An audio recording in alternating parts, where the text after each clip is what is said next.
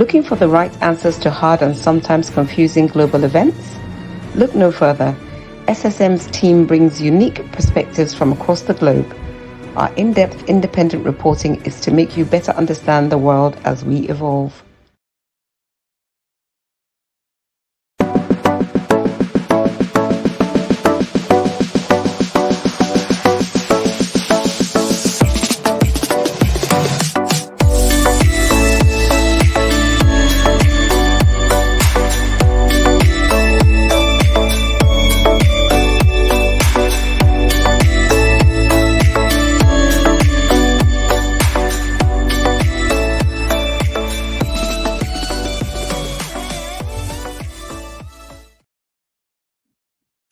Hello, viewers. Good day to you, wherever you may be.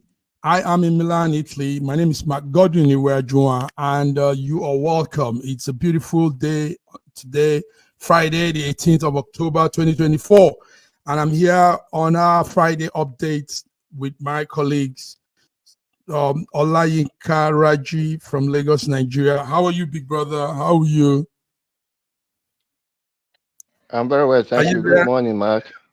Good morning, viewers around the world. Welcome to our Friday program. Welcome, Raji. Yes, welcome. Your face is still beaming. Those refreshing things you took in from Ghana, and we hope it stays like this. Raji, we hope it stays like this. I'm still carrying the anointing. The anointing. That's the word. The anointing. Another man carrying the anointing in faraway Toronto, Canada is George Chukwu. George, how are you? I am awesome. Olayinka Raji, my man. Good morning. Your face is beaming. I love it.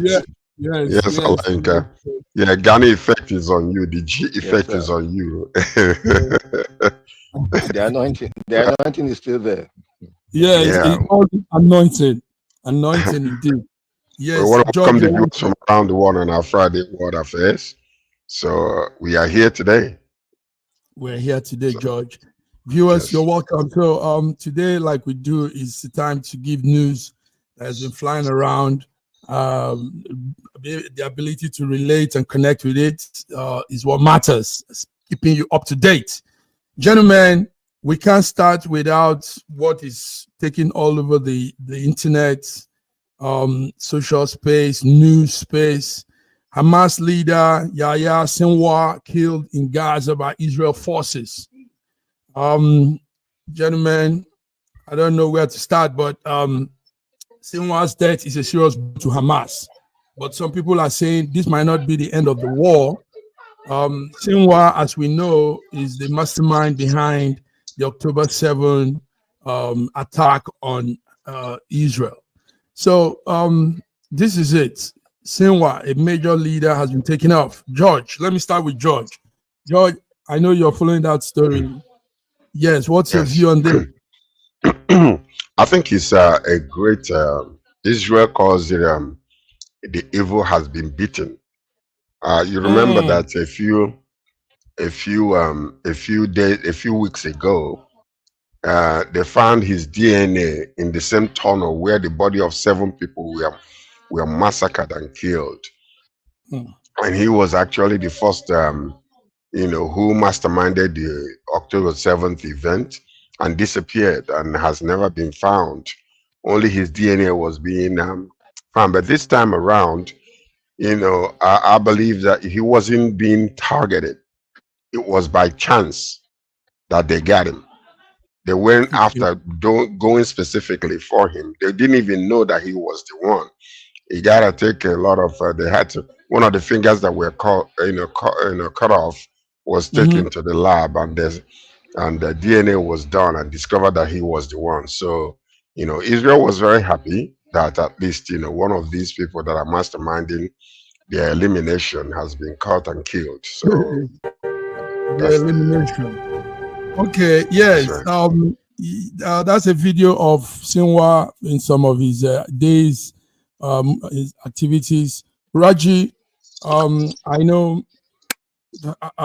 Yes, tell us. What do you think about this occurrence? There's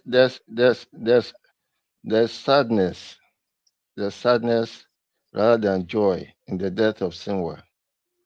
And I don't think it is the end of anything. It is the beginning of more vicious. You know, this thing has been on for almost over a year. The Palestinians are not leaving. They are there in their tents. They don't mind being there. Doesn't it occur to people that these people are now more resolved? Israel can do anything. And for instance, please let me just take care of certain words that we use.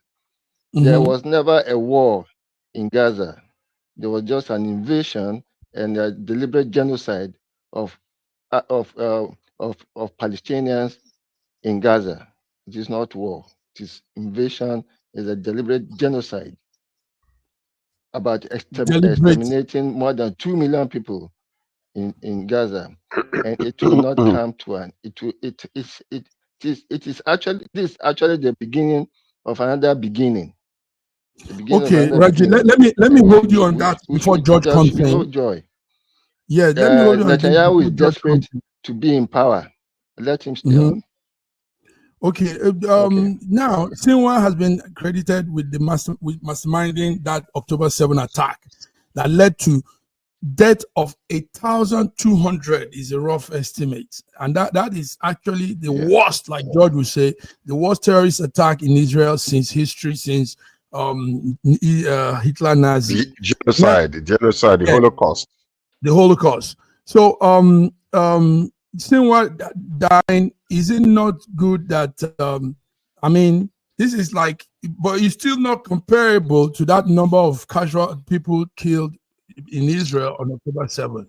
So why do you say that it is more mourning? Why will they mourn for somebody that did more harm than good? I mean, why? Because in the streets of Tel Aviv, people are dancing, people are happy. They've had the news everywhere. The videos I see, celebration. George, what do you think, George? Listen to this. Listen to this. Who are those who are Listen happy? to this. The people that are happy are those that their loved ones were killed by this man. The people that are jubilating are those who have suffered tremendously based on, October 7th event that happened. So you see, one of the major issues that we are facing here, he said the war will never end. You better pray that the war ends, because if the war does not end, Israel is making incursion into these people, and more of them are going to die, simply because many of these, what I call goons, that are military men, they're using human shield to shield themselves. If those human shield, and when they're being targeted, are killed, who killed those human shield? It is the man who used them as a body shield. So this is what you're seeing in Hamas, in Hezbollah. Most of them are weak soldiers. They're hiding. If you're a soldier, come out in the open. Why are you hiding? You masterminded an attack. You killed thousands of, hundreds of people, and then you go into hiding. Why are you hiding? Aren't you a soldier? You're a soldier. Come out in the open, like Israel. Israel is not hiding. They're not hiding any of their military men. They come out on television to speak. They come out openly. So that's the major issue there. So you better pray that the war ends very soon, because if the war does not end, that means there will be a lot of unintentional casualties that will take place in that place, in that particular region.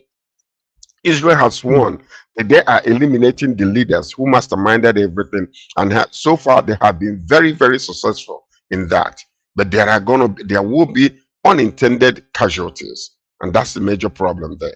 So whether we like it or not, we better end that war. We better pray that the war ends, Ola Nkaraji, so that there will not be innocent lives that will be lost. Because the modus operandi and the strategy of some of these terrorist organizations is using humans, children, hospitals to shield themselves.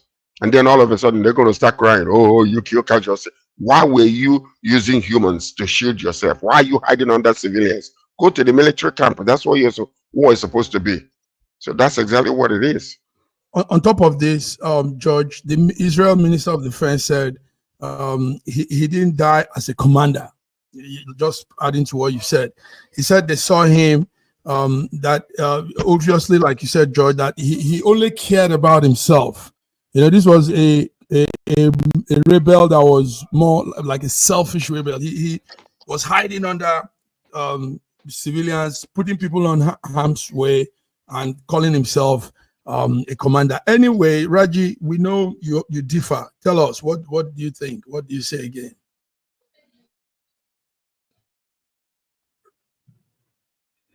Hello, Raji. He's frozen. Okay. I think he's frozen. So, George, one other thing that should be highlighted is the fact that Israel is going for key men, key rebel leaders, you know, heads of, like the head of the Hamas now, with the picture, the graphic you see there, they've taken out the key men, not just coming to kill people, scatter everywhere, but go out for the top men, the men that instigate all of this conflict. They are looking for Mohammed. They are looking for Mohammed Sinwar. And not too long, Mohammed Sinwar will also become another victim of this war. That is what's going to happen. That's Mohammed. They're looking for him. Yeah, Mohammed Zambia. Yeah. So that's his brother. So they're looking for him. So, you know, and that's exactly why I said that Olayin Karachi ought to be praying that the war will end soon, so that there will not be unintended casualties. And why I call them unintended casualties, because these people that call themselves military men are using, you know, innocent human shield. And most of the time when they're targeted, so some of these innocent people will become unintended casualties. So we are praying for the war to end. With this video, George, even if when you look at this video, you will see that he's always shielded around people, you know. His movement, we saw some of the videos Israel put out. He's always around. Look at the little children. So, always using little children. Blocking so that people don't really see him. And yes, these are signs of he doesn't show strength, doesn't show how bold and ready. Raji, we want to hear from you on this. More of your take. Can you hear us? Can you see us? Go ahead. Yes. I can hear you. I can see you. Can you hear me? Go ahead. Go ahead. We can hear you and we can see you too. Can you hear me? I can hear you clearly. We can hear you clearly. All right. Okay. Okay. Okay. Thank you. I don't see any joy in the killing of Sinwar. I don't see any joy in it, and I don't see the end of hostilities very soon. In fact, the killing of Sinwar has actually made it more difficult for peace to come. I don't see anything. My interest is actually the suffering of millions of Palestinians who are now wallowing in camps, in tents, and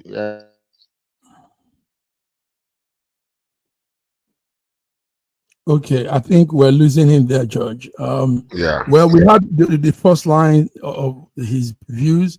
He said he doesn't see the joy of taking out Sinwar, Yahya Sinwar. That's the Hamas leader. But Raji has his views. Raji has his views, you know, these are the situations that we are having. Yeah, Israel is rejoicing, Hamas is mourning, you know, and that's exactly what war is all about. Wow. You know, when a general who orchestrated a war, comes out killed like this, then you know the opposition will rejoice, because somebody who inflicted a lot of pain on thousands of people, and up until today we're still suffering, you know, the crude oil crisis around the world. high prices of crude is as a result of this war.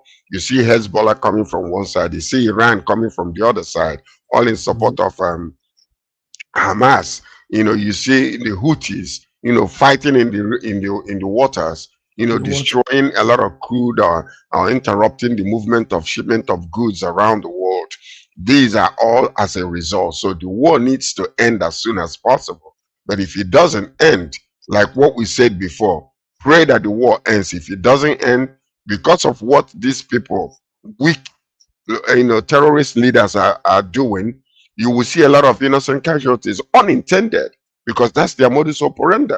They use them as human shield. They hide under the tents of innocent humans. So this is exactly what you're saying. So people that are crying out ought to be praying that the war ends. As Olain Karaki is saying, if it continues, it is not good. George, let's face facts. Do you think it will end like that? Because these are years of grievances, years of animosity that has built up. You and I know. The Arabs.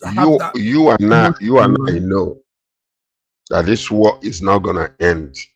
We know how it's going to end. When they say peace and safety, then there will be sudden destruction. So this is an evolving type of situation that will never end. But Israel will never end either, because they are like the burning bush. They are burning, but they're not going to burn out.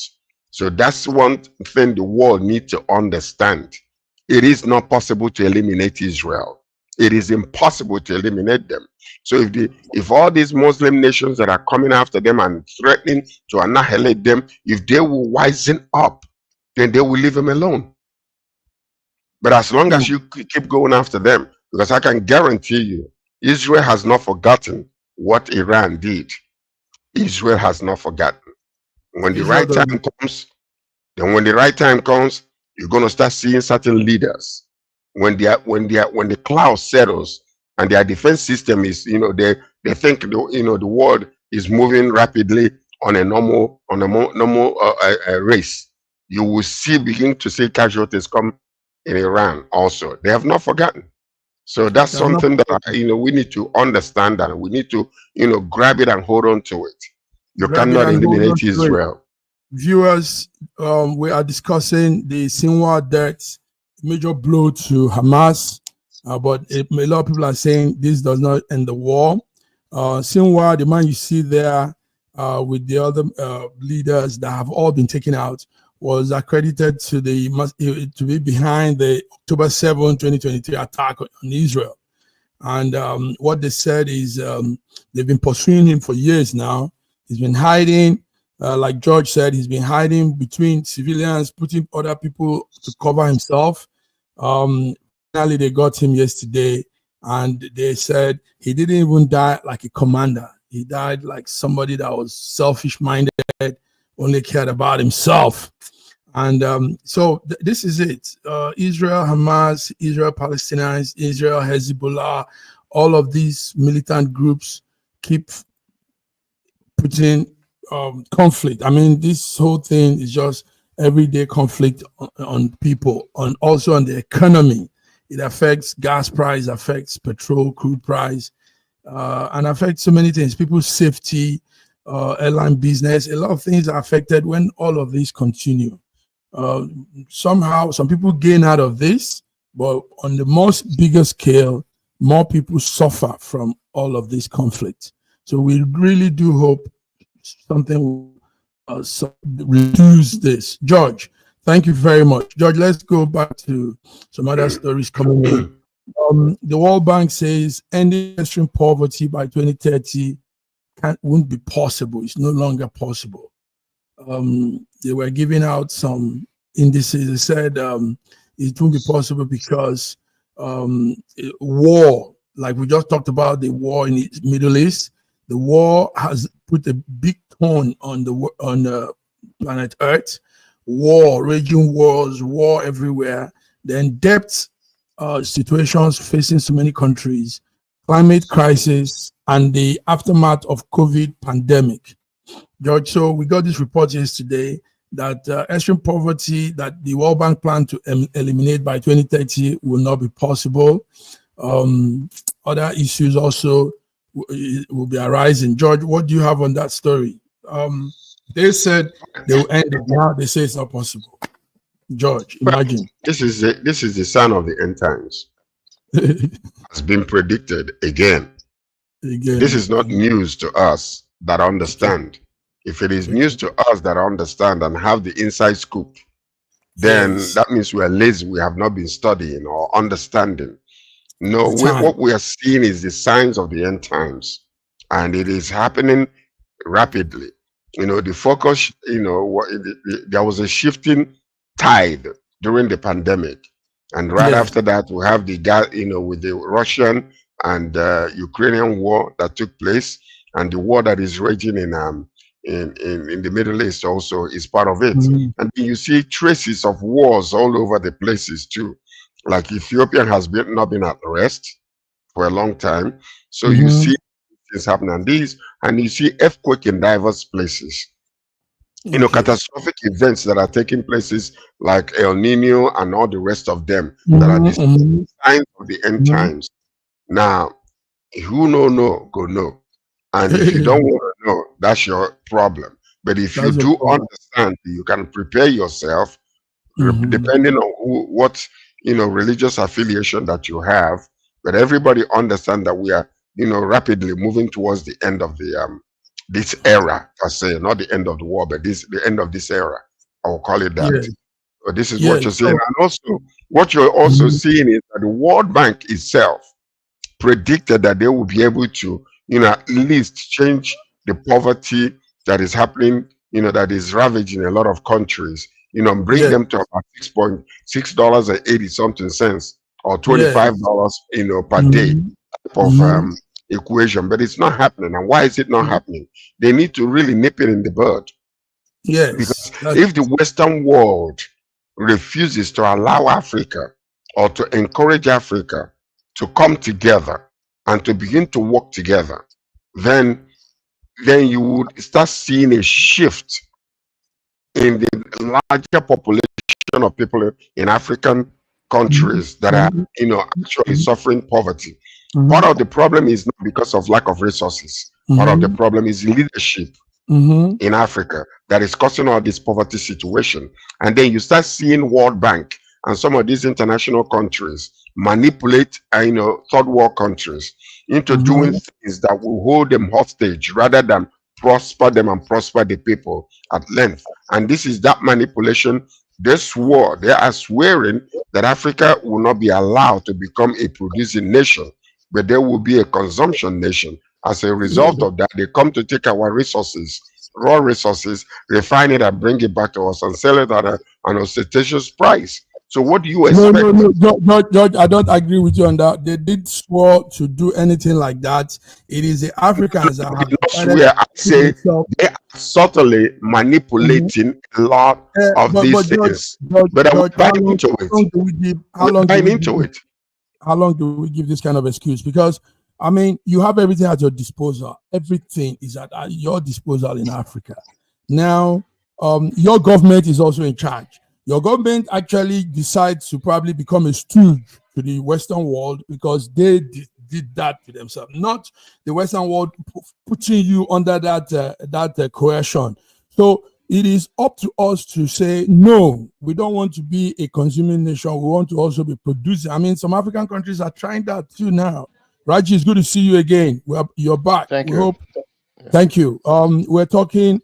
We've left the Hamas situation. We're talking about ending extreme poverty by 2030. The World Bank says it's no longer possible. So George is giving some reasons why that will not happen, and we're saying, what do you think? What's your view, Raji? For as long as you are depending on your undertaker for your livelihood, you are already dead. The World Bank has been behaving like undertakers to Africans, and we have submitted ourselves onto their hands. So what kind of restitution, or what kind of there's no unless Africans decide that, look, all the economic indices that are applicable to Western countries fail when they are applied to African countries. Let Africa develop its own system of government, of economics. Let Africa not make himself part of the global entity. Let us live within our means. Let us eat what we produce. Let us not play catch up with the Western world about infrastructure and about all these things. There is no way there's no a debtor nation can be free. Let us take ourselves out of the debt and infrastructure trap that we have put ourselves. Powerful. Let us live within our means. George, I align with eat what we produce. I align with Raji on this one. So George, I said we can't be making that excuse of the Western world put us in that situation. George said what I said before was this. Listen to this. Okay, sir. You cannot be isolated as a nation and survive. It is not possible. There gotta be a diplomatic connection to other countries, economic connection to other countries in order for your goods and services to be sold. So now you cannot survive on your own. You can't isolate yourself like North Korea and expect to survive if you have people or have that mentality of capitalism with you. So what I'm saying also is there are so many indices that is telling us it's not overt, it's not open, that some manipulation is taking place. For instance, let's use Uganda, for instance. There was a time when Uganda was actually being extricated from the international world simply because the president refuses to allow, certain, lifestyle to come into his own country. And then you start seeing squeezing, they started squeezing, all the economic aid that was supposed to be going to them. And he refused. And now you see, these are part of that manipulation. Recently, a certain amount of money was given to Nigeria, and a lot of people were suspecting that the government knowingly and understandably, with the conditions that could also be the same thing that happened to Uganda, they signed the MOU and accepted the money. So, but that is what Raji is talking about. It's exactly what I am saying. Raji, is that not what you're saying? Agreeing with him. Go ahead, Raji. I'm agreeing with him. But in order for you to become relevant in international ground, geopolitical world, what needs to be done is you need to understand all of these little indices that are coming out and understand that before you sign any MOU to accept any loan or whatever the case might be, you have to understand all the conditions that are given to you. If it's not in line with your own people, your way of thinking, refuse it or remove it before the loan can be accepted. But it's come to that point now where ostentatious living among our leaders are destroying the nation's economy. Because recently we have seen it happen in Nigeria where somebody is telling you, tighten your belt, be patient with me, but I'm buying jets. Tighten your belt and be patient, but I'm buying, SUVs for all the House of Representatives and the senators and all the judges. Tighten your belt and be patient. Doctors are, japping from Nigeria. All the, educated elites are leaving the country.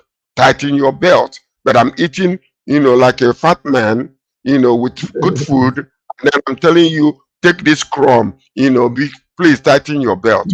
That's not leadership. So Raji, come in again. So it's time. Go ahead, Raji. Sorry. Okay. There's no way that Africa should be going pan in hand for aid. Why do we need aid? And you'll be surprised that whatever aid we get, whatever loans we get, not up to 40% of it eventually comes to the country. Not up to 40%. So what are we taking the loans for?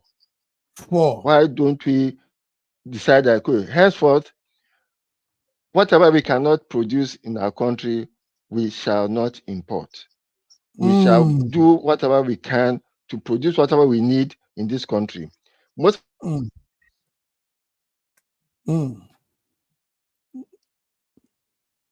Oh, we lost Raji there. So the mentality of the people, yes. the mentality of the people in a nation can always be aligned with the way the leaders are. That's it. Thank you, George. George, let's go on a small break. That's the bottom line. That's the bottom line. Let's go on a small break. Viewers, you are tuned into this wonderful session here, Friday, International Global. So, George, sorry, we'll go on a small break. We'll be back and we'll continue. George, let's still come on this topic. I want Raji to conclude what he was saying. So, see you on the other end. Thank you.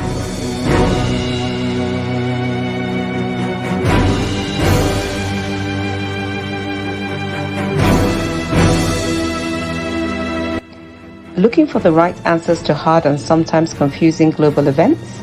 Look no further. SSM's team brings unique perspectives from across the globe. Our in-depth independent reporting is to make you better understand the world as we evolve. Call us now for your clean and perfect inverter and solar installation. Electricity availability in Nigeria is not constant due to its erratic supply. A perfect inverter installation will provide you a full power control in your office or home while our so-called PHCN remains the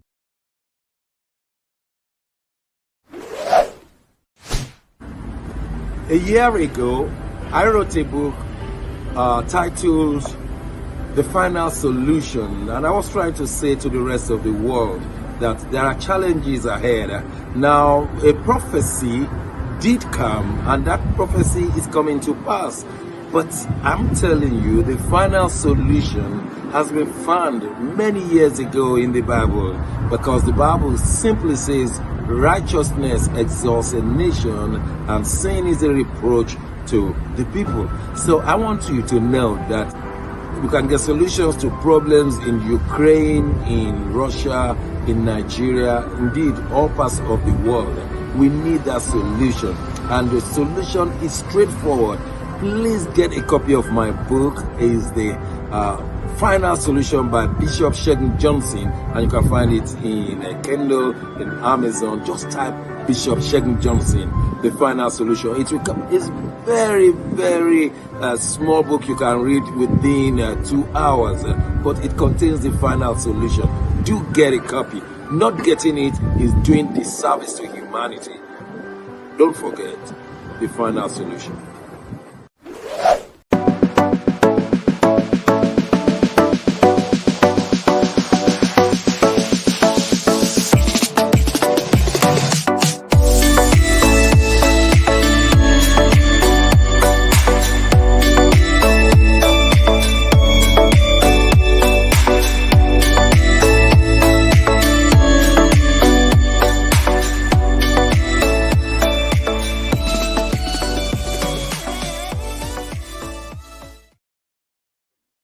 Yes, viewers, we're back, and you are also tuned in with us. Friday, International Global Update. Raji, George, I hope you guys are there. You're not frozen. So let's end this. Raji, what you're saying is very, very essential, because we don't know who's listening. I mean, United Nations could also be listening to this. Raji, what are ways we think we can, Africa now, me and you, more of our viewers are Africans. What are ways we can really put to help this poverty, these food problems we're facing? And what do you think, Raji, in a word or two? Just let's crop it up on this topic. No, it has to be more than a word or two. Okay, go ahead. I trust what you say. Yes, I think what Africans, Nigeria in particular, should do is not to try to play catch up with the Western world about the economics and about the economies. Every index of Western applicable economics fails woefully when it is applied to Africa. Boom. Now let me take Boom. Nigeria. Let me take Nigeria as a test case. There's no way that we can continue to go to be taking loans. First of all, let us stop taking all loans, and let us see what we can generate locally and what we can use what we generate locally to do locally. Meanwhile, let us have a discussion with so-called people who have given us loans to look at the conditions of those loans ab initio, because there have been so many loans that have been taken without deep understanding, even from the people, the loaning agency, about how the country is going to pay back. And I wonder how the World Bank and the IMF and the Paris Club continues to give us loans without knowing fully well that these loans are going to put us in captivity. So they are essentially putting us under captivity, and therefore those loans were not ab initio equitable loans. So we should be able to stop any other loans you are going to take. And then, in fact, during Jonathan's time, those people who are in power now threatened world organizations about giving loans to Jonathan, those that they, when they come to office, will not be able to repay, and therefore not be able to continue with the whatever agreement that Jonathan had in taking that loans. I think we should also bring that up now, that henceforth every loan that is taken by this government will be resisted, because the government should be able. In fact, there was actually a condition then that whatever loan the government is taking, if the government is not able to pay it back within its term, the government should not take it. And that is what we should do. We should stand on that. Yes, we should start. We should start doing that. Okay. But we should stop taking loans. Raji, I wanted that's one aspect of it. That's what, if according to your means, cut your code according to your size or according to your cloth, according to Obasanjo. Yes, the point about this particular thing is this. Number one, the loans that are being taken, are they being used for the purpose where that loan were being taken? What kind of operations are we developing in our countries to reduce poverty, to increase production within a nation, to increase self-sustenance when it comes to agricultural products that can be produced in our own country? We are now importing rice. Nigeria ought not to be importing rice. Nigeria ought not to be importing any type of food product that we can produce in our own country. And then even if we need to, we can actually, trade with another African country within Africa to keep the money within Africa. This is one of the major problems we've been having. So we take all these loans, we encourage people to pay their taxes, but it's almost like pouring water on a basket, because it goes into the basket, it doesn't stay there, it just evaporates into other pockets. So these are part of the things that we are talking about here when it comes to developing a nation. Now, one of the major problems we have had is kakistocracy, the government that does not know what to do and refuses to acknowledge that they don't know what to do. They refuses to accept help. This is one of the major issues that we are having in our countries. Yeah, sorry, John, can I put in a word for you? Why has rice become such an important food item for us in Africa? There are far many other local alternatives. If rice is not we have cassava, we have potatoes, we have yam, we have all those things that we can produce locally that will give you the same thing. Even rice, we produce rice in Nigeria, only that we have not actually come to the point where we can become self-sustained with what we produce locally and then to export the excess out. We can do that. Look at what happened in 1970. What was it? 76 when first came. Malaysia came to Nigeria. We gave them a gift. We gave them a gift of palm products. All right, gentlemen. GDP is so high when it comes. They are the one that are exporting palm oil and palm produce, and soaps are being made out of those things. That is the highest of their GDP. The gift that we give them. See, we that give it to them, we can't even do anything with it. Let us stop import of every local everything that we can produce locally. Let us stop importation of everything. Gentlemen, you both dived in very well on this. So do you know something before we go? And most of the yam that we are eating in Nigeria is being imported from Ghana. Can you imagine that? Most of the yam we eat in Nigeria is being imported from Ghana. The food discussion. No, because the food basket. The food discussion. The food basket yeah, the food. Our discussion on this food thing, poverty and the rest, should have a program of its own, because it's really it's a serious issue that should be dived in very well. So we'll come to more of that, and hopefully make a special segment on this, just on this. Let's go on with some international news. The Netherlands is in the news, and what is it? Netherlands is copying the UK style of rejecting African asylum seekers and taking them back to Africa. They are taking them to Uganda.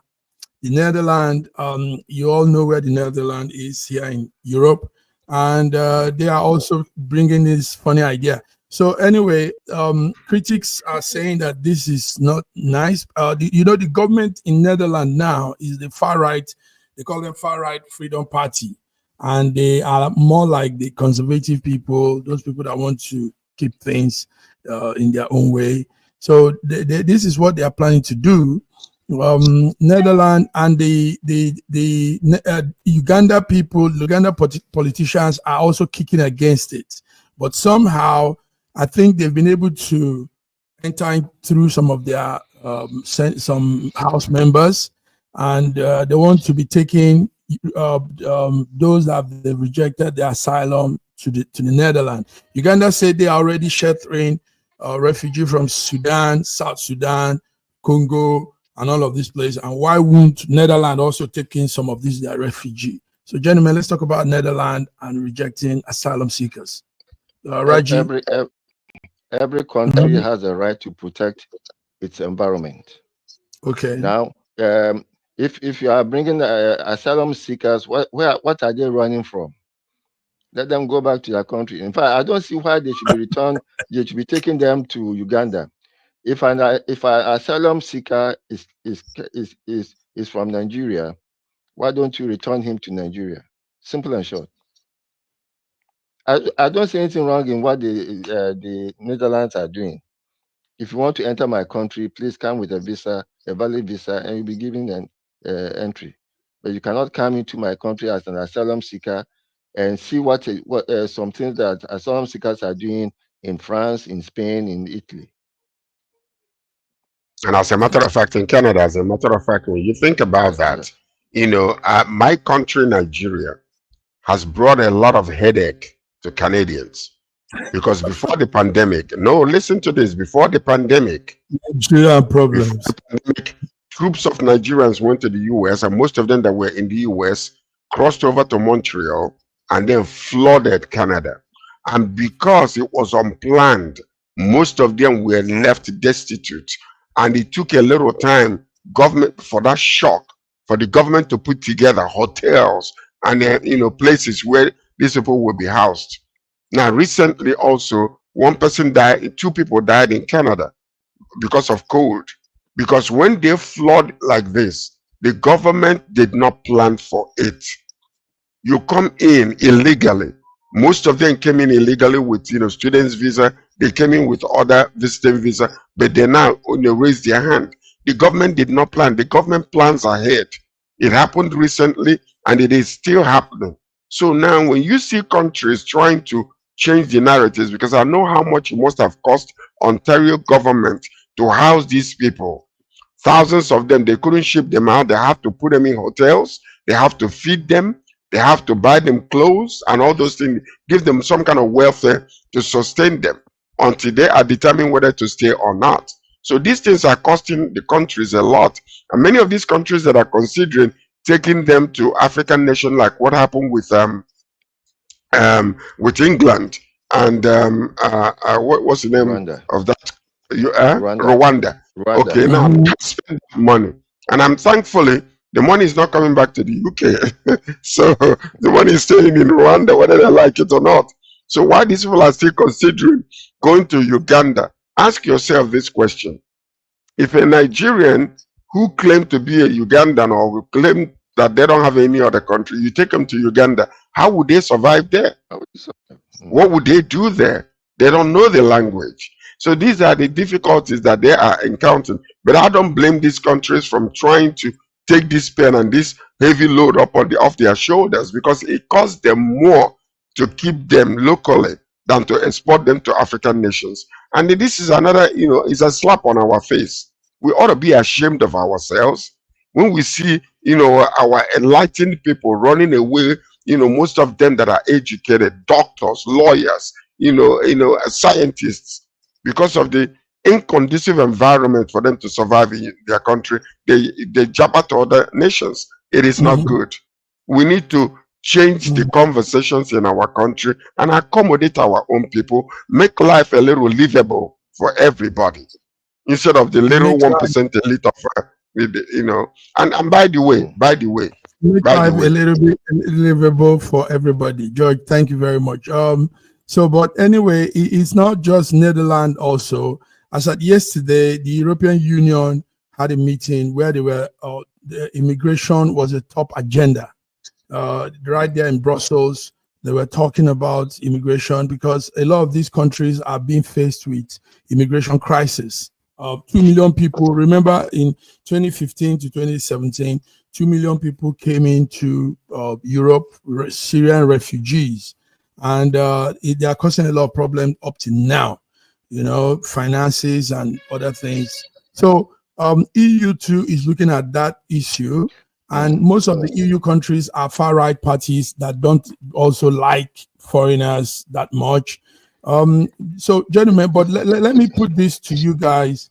Also, like we said earlier, George was saying something too when we're talking about the poverty, borrowing money.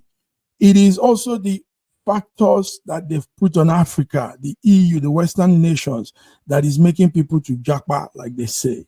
The japa syndrome comes because the government is trying to meet up with policy agreements with this Western world. And these things now put this ordinary citizen in despair. So this do not blame the lender. Do not blame the lender nations. Okay. A borrower is a slave to the lender. Okay. So you should be careful how we go to borrow. And then we borrow and we filter away all the monies we borrow. Okay. And in fact, most of the monies the loans we get, not up to 40% eventually get into the country.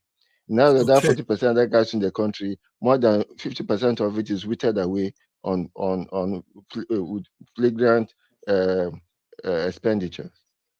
So we should look ourselves in the mirror and tell ourselves the truth. How did we become so dependent on aid, on loans? Let us stop taking loans. Let us live according to within our means. Whatever we cannot import, let us produce locally. If you cannot produce locally, let us find alternatives to it.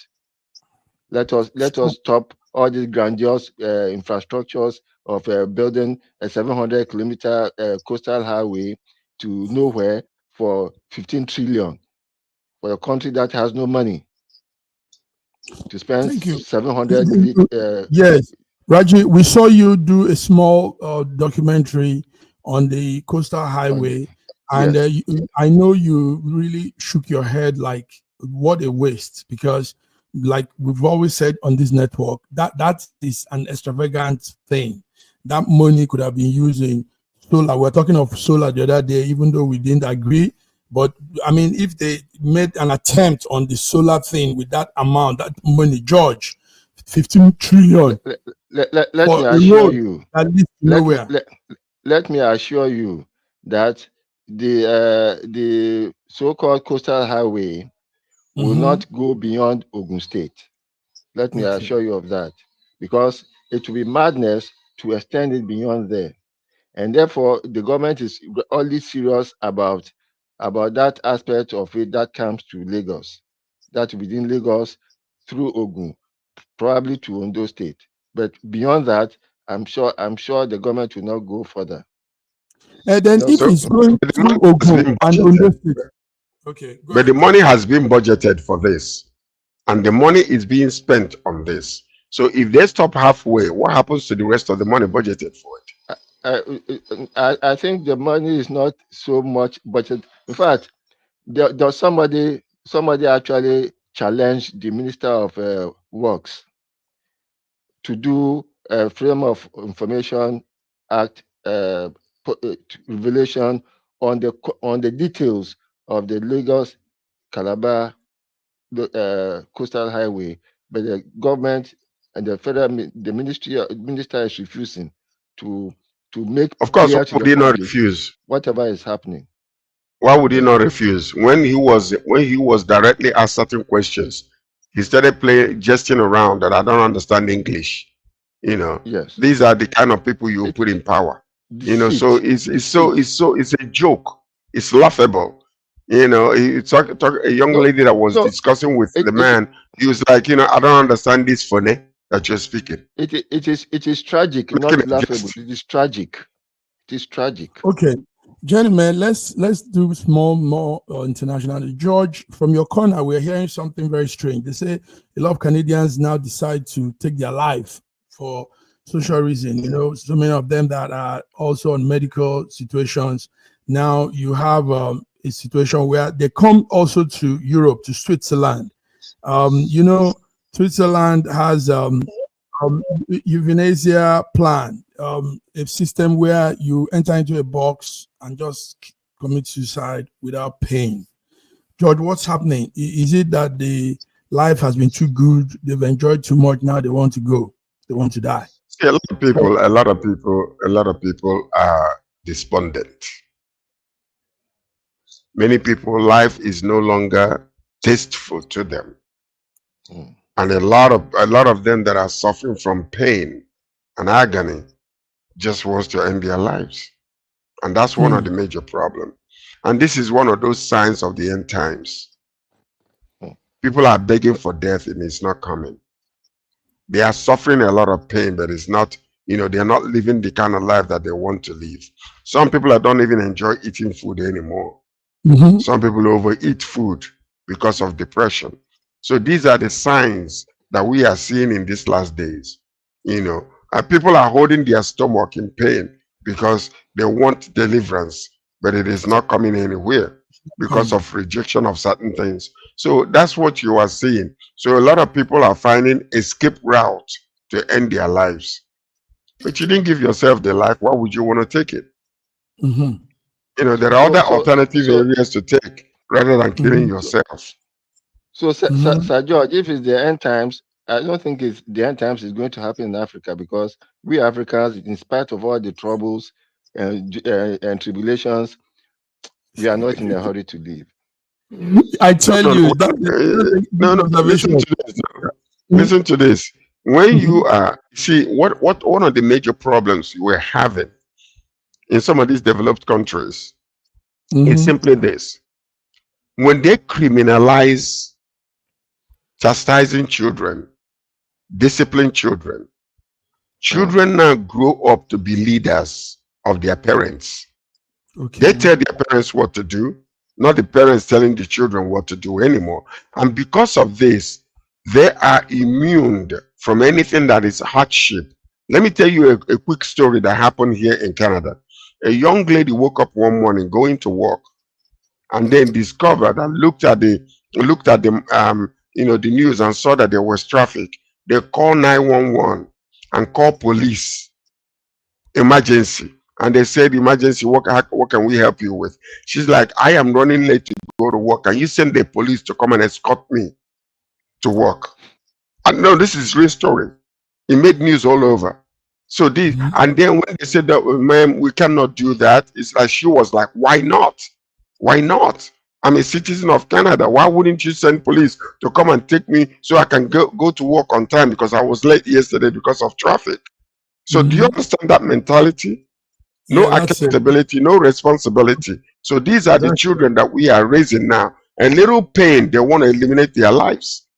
Okay, so George, we are disciplined in Africa. We can take pain until we survive out of that pain. No, Africans have strong.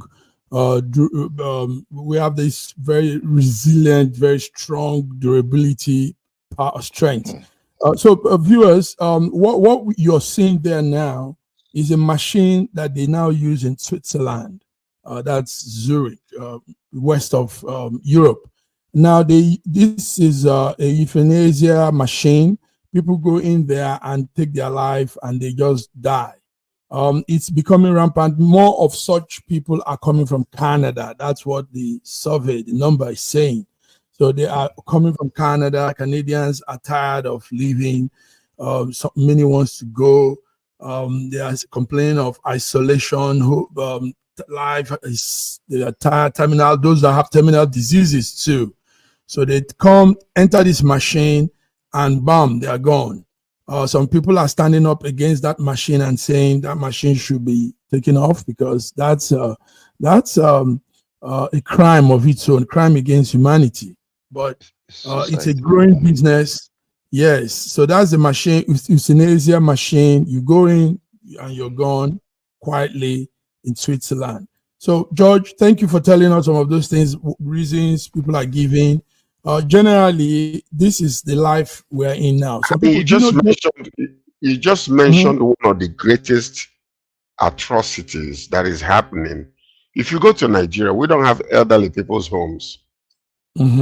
People grow home in their own houses. And when they die, they're buried. But here, once you turn certain stage, a certain age, they take you to old people's home. Old people's home. Most of them, when they go to those old people's home, their life is no longer, you have visitation from your family. Some of them have abandoned them even. So, you know, it's almost like you're isolated. You feel so bad and so despondent. You don't even have, there's no taste to life anymore. And most of them prefer to die rather than to live. And this is part of the thing that is happening. And it happened with a family here locally, friends of mine, during the pandemic, the mom died. Their mother died. And they didn't want to tell the father that the mother died. But what happened? They put him in old people's home. They sold his house. And then in old people's home, it's almost like, you know, they're waiting for you to die. Because they don't give you anything to make you want to live more. You know, and that's exactly what happened until this man died a couple of last year. But that was a strong man at the age of 95. He was so strong, you know. And then they forced him into old people's home. And once he went there, you know, everywhere was just like dying, and he ended up dying himself. If that man was left in his own house, he would have lived to be 105 before. But what are you doing, living all that age? Probably what is in this life? If your quality of life, if the quality of life is not deteriorating, there's no reason why it should not be. My mother lived to be over 105. Surrounded by grandchildren, great-grandchildren, and her children. She died very, very happy. I think that this too much living around, mostly when you're not making much impact, just being around, I think it's just a waste of time. Why not go and settle? That's a Western mentality. You see? You know, what you don't realize is that all these old people are encyclopedias. I have to sit down with my stepdad, with my mom, to listen to history, the history of our family, of the family tree, of our relationship, interrelationship with people who came to see my mother. I will ask her, how are we related to this man? So I have a book of the interrelationship between, the moment they die, they go with all the history. So now I have the history that I'm downloading to my children. I've written a book on it. So our family history is known. It's known. Wow, thank you. All right. So that's it, viewers. Canadians are giving up in life because they've enjoyed too much anyway. So they're coming to Switzerland. They are being euthanized. They are being taken off. It's a process. You stay in a house. You go through the process, and suicide. yes, assisted suicide, and you kill yourself. Interesting. You come into this box, and they switch it off. Okay, George, Raji, I think it's time to go. But before we go, let's look into one very interesting thing. Yesterday, Trump was showing off a Swiss-made watch. It's more like a means of raising funds for his party. That's the watch there in his wrist. So what some people now did was, because he said a lot about the watch. It's very expensive. It's coming from street to street. Best watchmakers. They now went and looked more into this watch and found out that it was just built in a remote northern part of America, Montana, and that it's just one shop there that was doing this watch. So he's trying to scam people of their money by saying that he bought it.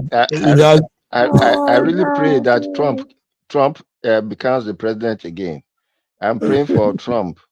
I'm praying for Trump so that the Americans will also enjoy the kind of people that have been forcing the funniest part of this.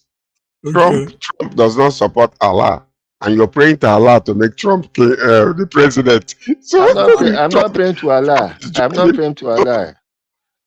I'm not praying to any Allah. Yeah, well, yeah. No, don't hang any religion on my neck. He doesn't hang religion. Don't hang any religion on my neck. I'm really praying for the simple reason. Hold on, Yeah. you didn't get my conclusion. For the simple reason that America has murdered up in the affairs of too many countries and forced dictators and murderers on them, and therefore it is their own turn to enjoy the kind of government they have been forcing on other people. If I had a vote, I'll vote for Trump. Nice. I'm for him. You can if you want to. What can get your American citizenship? George and Raji, you guys are awesome. We've done it. This week has been wonderful. You came up through, and we've concluded today. Thank you for coming, George. Taking your time in the morning to be here. Raji, with all the network thing, you still push through. Nice. God bless you both. So viewers, this is it. Friday. We are through with this week. We'll be back on Monday, Between the Lines. But until then, have a beautiful Friday, weekend start, and till we come again. Bye-bye.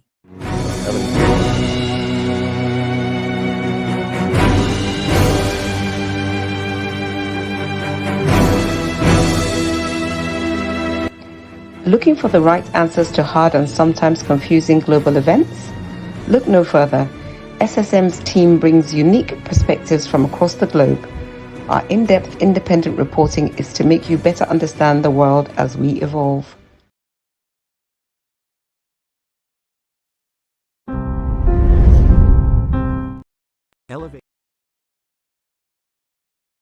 Elevate your new week.